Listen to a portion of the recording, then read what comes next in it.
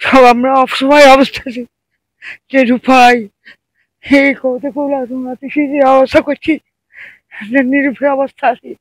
যা গিয়ে যা কিছু করে কোনো কিছু শুনতেছি না, কোনো কিছু ভালো কোনো রেজাল্ট পাইতেছি না। বাড়িগুলো চলে যাচ্ছে, বিলীন হয়ে যাচ্ছে একমাত্র মুসাফির গেটের কারণে। সরকার যদি উদ্যোগ না নেয় আমাদের এখন ভয়াবহ অবস্থা। এখানে তো কয়েকটা বাড়ি আছিল, বাড়িগুলো সব বিলীন হয়ে গেছে গো। বর্তমানে এখন আমাদের হঠাৎ মানে এই বাড়িটা একদম হঠাৎ মানে মুখোমুখি হয়ে গেছে নদীর। সব আমরা অসহায় অবস্থায় যে রূপাই এই কৌতে কোলা তোমরা যে অবস্থা করছি নিরুপায় অবস্থা আছি। যা গিয়ে যা কিছু করে কোনো কিছু শুনতেছি না, কোনো কিছু ভালো কোনো রেজাল্ট পাইতেছি না।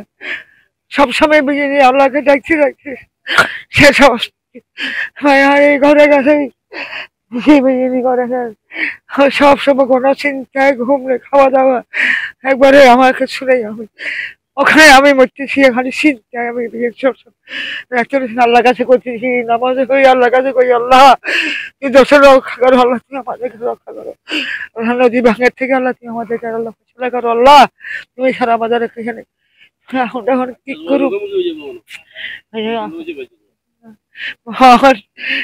বেঁচেছি আল্লাহ যে কোনো কিছু যদি করতে পারেন তাহলে আমার ইনশাল্লাহ আল্লাহ আল্লাহর কাছে উঠেছি নামাজ হয়ে আল্লাহ আল্লাহ আমাদের কাছে হোক।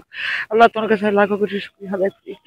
তো আমি হুজুর একটা হুজুর কিছু করার হয়তো এক বছর আর অসুখ। মুসাফিরের রেগুলেটর ভাঙ্গি যাবার পরের থেকে আমাদের এই মিয়াজিঘাটের ব্রিজের আশপাশে আপনার দক্ষিণে উত্তরে এখানে বাড়ি আছিল। এখানে কয়েকটা বাড়ি আছিল, বাড়িগুলো সব বিলীন হয়ে গেছে গো। বর্তমানে এখন আমাদের হঠাৎ মানে এই বাড়িটা একদম হঠাৎ মানে মুখোমুখি হয়ে গেছে নদীর। যদি আপনার সরকারিভাবে যদি কোনো উদ্যোগ যদি না নে তাহলে আমাদের হঠাৎ মানে আর কোথাও মাথা গুঁজাবের মতো জায়গা নাই। আমাদের এখন বর্তমানে এটাই আছে, আমাদের এই সম্পদ যদি চলে যায় গো তাহলে আমরা হঠাৎ মানে একদম অসহায়। কালকে যে বৃষ্টি ভয়াবহের কারণে আমাদের রোড ভাঙি যাচ্ছে, ব্রিজ পাশে ব্রিজ আছে, ব্রিজের পাশে রোড এটা চলে গেলে আমরা কোথাও কোনখান দিয়ে আঁটবো, আঁটার কোনো ব্যবস্থাই নেই। বাড়িগুলো চলে যাচ্ছে, বিলীন হয়ে যাচ্ছে একমাত্র মুসাফির গেটের কারণে। সরকার যদি উদ্যোগ না নেয় আমাদের এখন ভয়াবহ অবস্থা। আমরা এখন কোথায় যাব, আমরা সর্বহারার মতো হয়ে গেছি আমরা। আমি অন্তর্বর্তীকালীন সরকারের কাছে আবেদন করতে চাই, এই যে দক্ষিণ দিকে যে মুসল্লিরা, এই যে রাস্তা না থাকার কারণে বর্ষার সময় হয়তো মসজিদে মুসল্লিরা আসতে পারবে না।